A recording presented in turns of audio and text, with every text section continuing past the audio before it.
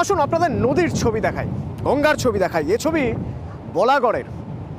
দেখুন তো ভালো করে, এই যে নদীর পাড়ে বেশ কয়েকটা গর্ত দেখতে পাচ্ছেন। এই গর্তগুলো, বলুন তো এই গর্ত কিসের?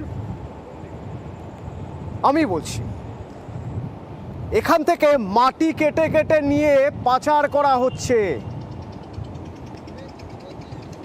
এই যে নৌকোগুলো দেখছেন, এই নৌকোগুলো করে মাটি কেটে পাচার করা হচ্ছে। সবচেয়ে বড় সমস্যা কাদের হচ্ছে? যারা মৎস্যজীবী, মাছ পাচ্ছেন না তো তারা। কিন্তু তারা যদি কিছু বলতে যান, উল্টে আসছে হুমকি। কারণ এই মাটি যারা পাচার করেন তারা কিন্তু খুব একটা সাধারণ মানুষ নন, তারা খুব সাধারণ মানুষ নন। হুমকি আসে, প্রাণে মারার হুমকি। জানেন, শুনুন মৎস্যজীবীদের বক্তব্য।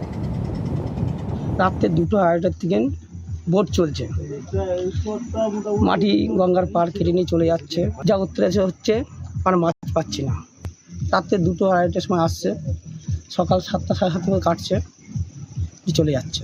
সব সরকারি জমিগুলো, কেউ কিছু বলার নেই। প্রশাসন দেখছে কি দেখছি না, প্রশাসন জানে এটা। প্রতিনিধি রানা রয়েছেন আমার সঙ্গে। রানা, কারা এরা? কারা এভাবে নদীর বুক খালি করে মাটি নিয়ে সেই নদী বেয়েই চলে যাচ্ছে অন্য পারে? হ্যাঁ অতনু, দেখো এটাই কিন্তু বড় প্রশ্ন যে এরা কারা।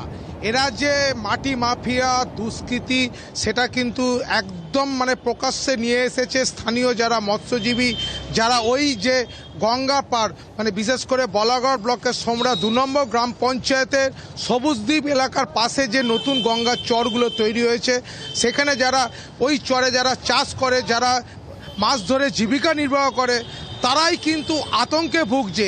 এই যে রাতের অন্ধকারে মাটি মাফিয়ারা যেভাবে মাটি নিয়ে যাচ্ছে, যে ছবি আমরা দেখাচ্ছি দর্শকদের নিউজ 18 বাংলার, তুমি দেখতে পাচ্ছ যে একদম মাটি মাথায় করে ঝুড়ি ঝুড়ি করে নিয়ে যাচ্ছে। শুধু তাই নয়, মাটির পাশাপাশি বালিও চুরি করছে।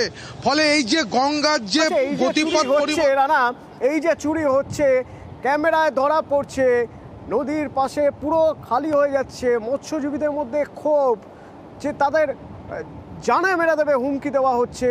প্রশাসন কিছু জানে না, এটা কি হতে পারে? প্রশাসন কি বলছে?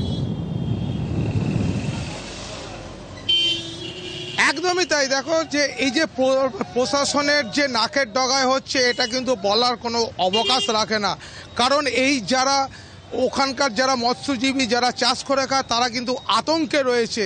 যেহেতু গঙ্গার পাড়ে যে সমস্ত চরগুলো জেগে উঠেছে, সেখানে তারা চাষ করে দুটো পয়সা তারা ইনকাম করে, সেখানে কিন্তু যেভাবে দুষ্কৃতীরা লুট চালিয়ে যাচ্ছে।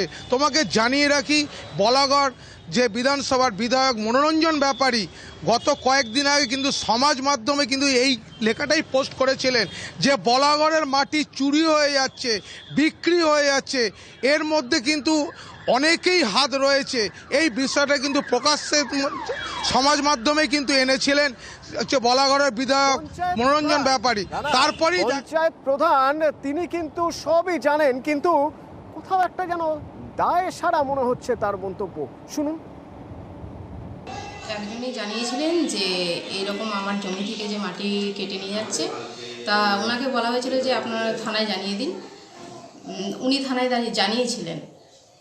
তারপরে আমরা ভেবেছি হয়তো বন্ধ হয়ে গেছে মাটি কাটা। আপনারা কি প্রশাসনকে জানিয়েছিলেন বিষয়টা? না, জানানো হয়নি।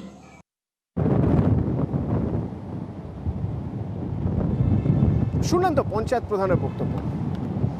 কিন্তু ব্যবস্থা তো নিতে হবে, পদক্ষেপ করতে হবে। বিরোধীরা না হলে তো ছেড়ে কথা বলবে না। শুনুন বিরোধীরা কি বলছে। এটা তো একটা মাটি মাফিয়া, তো সারা পশ্চিমবঙ্গব্যাপী এখন তো মাটি চোর, কয়লা চোর, বালু চোর, তারপরে আপনার পাথর চোর, এটা তো চলছে। তা মাটি মাফিয়াদের তো একটা অসুবিধা হবেই, তারা তো সেটা নিয়ে তো আপনার প্রতিবাদ করবেই, তাদের হুমকি দেবে। হুমকি তো তাদের এখন সম্পদ। কিছু কিছু পুলিশের সাথে যুক্ত নয়, এটাও কিন্তু বলা যাবে না।